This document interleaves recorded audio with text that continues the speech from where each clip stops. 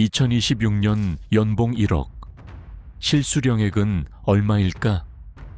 아침 출근길 지하철 안에서 월급 명세서를 펼쳐든 직장인 A씨는 잠시 손가락을 멈춥니다.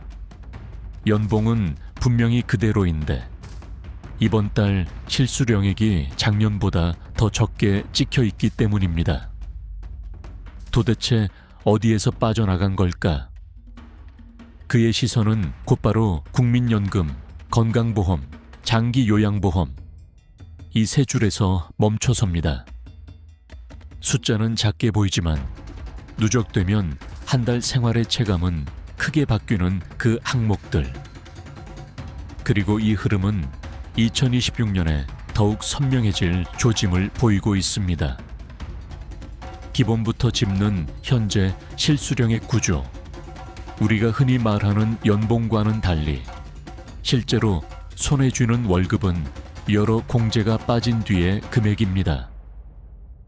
그래서 연봉이 오를수록 실수령액 역시 올라가지만 그 증가 속도는 점점 느려집니다. 2026년 국민연금과 건강보험료율 등 소리 없는 증세로 실수령액은 더 작아집니다. 연봉을 2배로 올려도 실수령액이 2배로 올라가지 않는 이유, 바로 공제율 구조가 누진적으로 쌓이기 때문입니다. 2026년 공제 항목은 더 무거워진다. 연봉은 그대로인데 실수령액이 줄어드는 가장 큰 이유, 그건 세금이 아니라 보험료입니다. 전문가들이 소리 없는 증세라고 부르는 흐름입니다. 자료에 따르면 저출산과 고령화의 속도가 본격화되면서 사회보험 재정 압박이 전례 없이 커지고 있습니다. 그 결과 2026년부터는 다음과 같은 변화가 적용될 예정입니다. 국민연금 보험료율 9%에서 9.5%, 건강보험료율 7.09%에서 7.19%, 장기요양보험료율, 건강보험료의 12.95%에서 13.14%. 국민연금과 건강보험은 사업주 근로자가 나누지만 장기요양보험은 근로자가 100% 부담합니다. 월소득 300만 원 근로자는 2026년에 보험료가 약 9,400원 증가, 400만 원 근로자는 약 12,500원 증가합니다.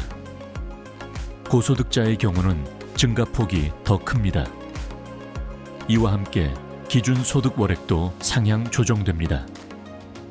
연금건보 상한이 617만 원에서 637만 원으로 올라가며 소득이 높은 직장인은 월 36,966원 추가 부담이 발생합니다. 2033년까지 이어지는 장기 인상 시나리오 정부는 연금 재정 안정화를 위해 국민연금 보험료율을 2026년부터 매년 0.5%포인트씩 올려 2033년 13%로 끌어올리는 방안을 검토 중입니다.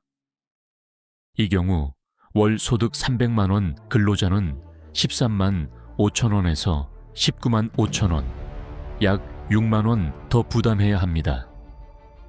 400만 원 근로자는 약 8만 원 증가합니다. 국회미래연구원 자료에서는 건강보험 역시 제도 유지만으로는 적자를 막을 수 없어 2030년경에는 8.8% 보험료율이 필요하다고 분석합니다. 이는 현행 법정 상한인 8%를 넘어서는 수준입니다. 결국 2026년만의 문제가 아니라 10년 가까이 이어질 장기 인상 흐름이 지금부터 직장인의 실수령액을 조용히, 그러나 꾸준히 깎아내리게 됩니다. 그렇다면 2026년 실수령액은 어떻게 바뀔까? 앞서 살펴본 실제 연봉 실수령액 구조를 기반으로 2026년 공제율 변화를 반영하면 각 소득대 실수령액은 현재보다 전반적으로 월 10,000원에서 4만 원 감소.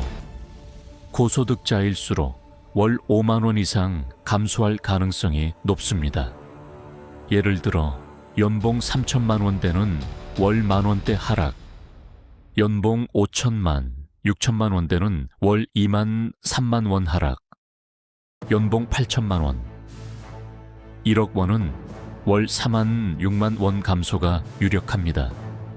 즉, 현재 6,545만 6,100원을 받는 연봉 1억 원의 경우 2026년에는 480만 원대 초반까지 하락할 수 있습니다. 이 변화는 세금 인상이 아닌 보험료 조정, 그리고 기준 소득 월액 상향이 함께 작용한 결과입니다. 직장인이 체감하는 보이지 않는 감봉 문제는 이 변화가 명확한 공지를 통해 전달되지 않는다는 점입니다. 명세서 한 줄에 작은 숫자로 적히지만 실제로는 생활비, 대출 상환, 소비, 저축 등 모든 영역에 영향을 줍니다. 2026년 이후에는 실수령액이 서서히 감소하는 흐름이 더 강하게 체감될 것이라는 분석이 많습니다. 경제활동 인구는 줄고 고령층 의료연금 수요는 크게 늘고 사회보험료는 더 오를 수밖에 없는 구조. 이 모든 요소가 실수령에게 하락 압력으로 작용합니다. 2026년 연봉 실수령액. 결국 우리는 무엇을 알아야 할까? 첫째, 연봉이 오르더라도 실수령액 상승폭은 점점 더 둔화될 것입니다. 둘째, 사회보험료는 앞으로 세금 이상의 영향력을 갖게 됩니다. 셋째, 2026년을 시작으로 2030년대 초반까지 이어지는 장기 인상 국면은 재정 구조상 피하기 어려운 흐름입니다. 넷째, 개인 재무 설계는 명목 연봉이 아닌 실제 생활 가능한 돈을 기준으로 재평가해야 합니다. 연봉 1억 원이 상징하는 의미는 여전히 크지만 그 실수령액은 점점 작아지고 있습니다.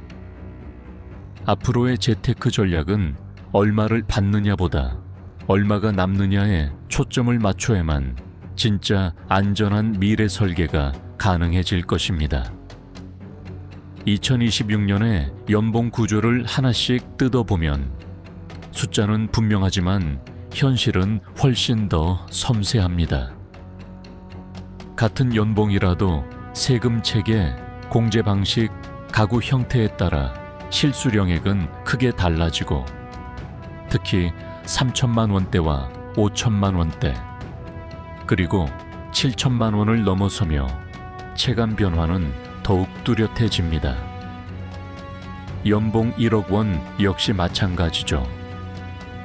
표면적인 금액은 크지만 실제 손에 쥐는 금액은 각종 공제 후 상당히 줄어들며 고소득자라는 타이틀이 반드시 여유로운 삶을 의미하지는 않습니다. 결국 중요한 건 숫자를 바라보는 시선입니다. 연봉 자체에 매달리기보다는 실수령 구조를 이해하고 내 삶에 어떤 전략을 적용할지 고민하는 순간에 비로소 방향이 잡힙니다.